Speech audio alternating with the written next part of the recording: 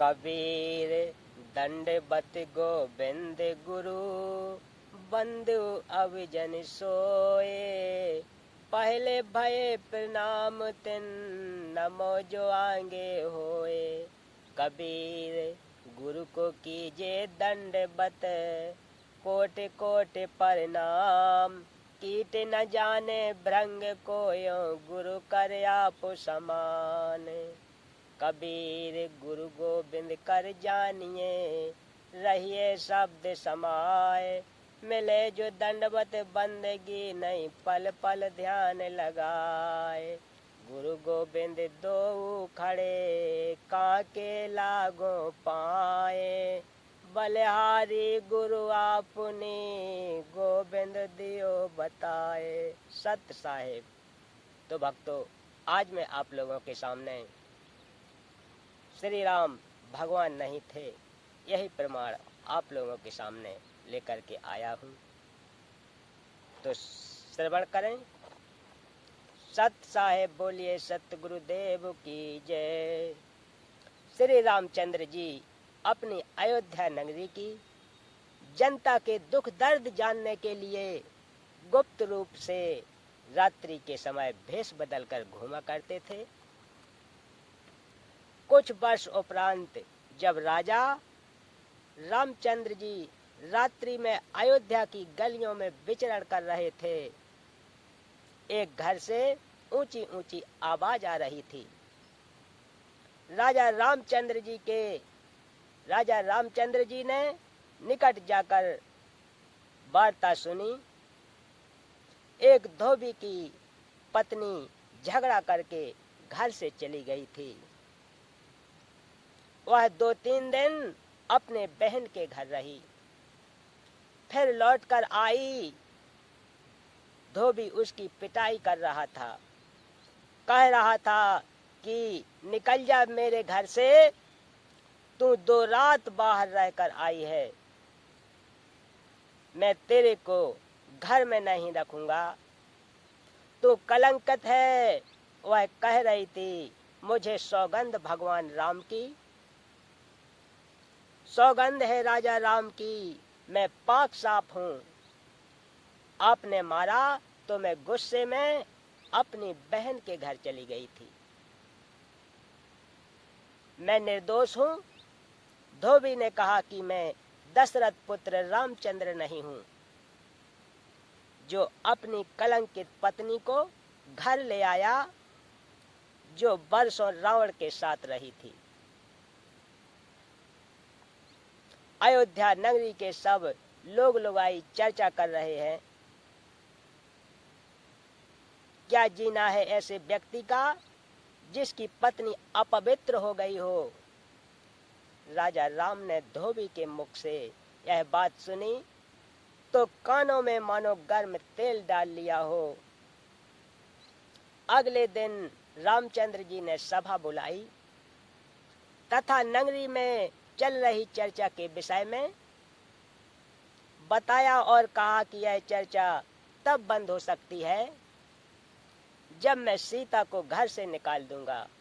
बाहरे भगवान। उसी समय सीता जी को सभा में बुलाया गया तथा घर से निकालने का आदेश दे दिया, कारण भी बता दिया। सीता जी ने विनय की कि हे स्वामी, आपने मेरी अग्नि परीक्षा भी ले ली थी। मैं भी आत्मा से कहती हूँ, रावण ने मेरे साथ मिलन नहीं किया, कारण था कि उसको एक ऋषि का श्राप था। यदि तू किसी पर स्त्री के साथ बलात्कार करेगा तो उसी समय तेरी मृत्यु हो जाएगी। यदि पर स्त्री की सहमति से मिलन किया तो ऐसा नहीं होगा, जिस कारण से रावण मुझे छू भी नहीं सका मिलन के लिए। हे प्रभु, श्री देवी सीता जी भगवान राम से विनय कर रही हैं कि हे प्रभु, मैं गर्भवती हूँ, ऐसी स्थिति में कहाँ जाऊंगी। रावण जैसे व्यक्तियों का अभाव नहीं है, रामचंद्र जी आदेश देकर सभा छोड़कर चले गए। कहते गए कि मैं निंदा का पात्र नहीं बनूंगा, मेरे कुल को दाग लगेगा। सीता जी को धरती भी पैरों से खिसकती नजर आई। आसमान में अंधेरा छा गया। संसार के कुछ दिनों का जीवन शेष लगा। श्री सीता जी अयोध्या छोड़कर चली गईं। मुड़ मुड़ कर अपने राम को तथा उसके महलों को देखने की कोशिश करती रहीं और दूर जंगल में जाकर ऋषि वाल्मीकि जी की कुटिया के निकट थक कर गिर गईं, अचेत हो गईं। ऋषि वाल्मीकि स्नान करने के लिए आश्रम से निकले। सामने एक युवती गर्भ अवस्था में अचेत पड़ी देखकर निकट गए। अपने आश्रम से औषधि लाए, सीता जी के मुख में डाली। गर्मी का मौसम था, ठंडे जल के छींटे मारे। उसी समय सीता जी सचेत होकर बैठ गईं। ऋषि ने नाम और गांव पूछा तो बताया कि नीचे पृथ्वी, ऊपर आसमान। आगे कुछ बताने से इनकार कर दिया। ऋषि दयावान होते हैं तो कहा कि बेटी, संसार तो स्वार्थ का है, धन्यवाद कर उस परमात्मा का, तू मेरे आश्रम में आ गई। बेटी, मुझे अपना पिता मान और मेरे पास रह। सीता जी ऋषि वाल्मीकि जी के आश्रम में रहने लगी। ऋषि ने भी आगे बात नहीं बढ़ाई। अयोध्या वासियों ने 2 वर्ष दीपावली और दशहरा नहीं मनाया था।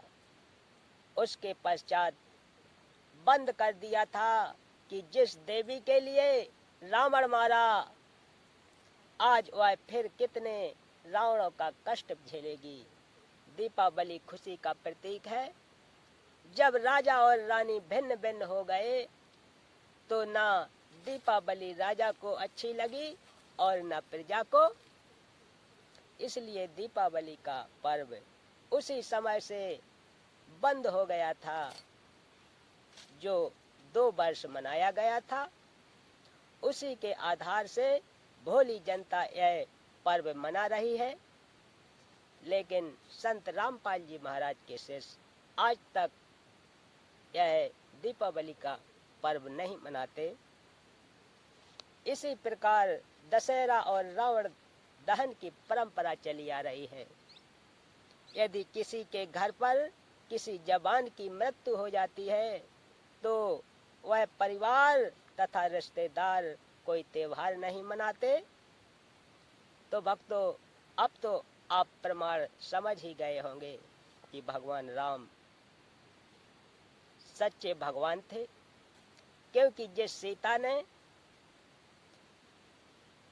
भगवान राम के लिए 14 वर्ष तक वन में कांटों पर चलते हुए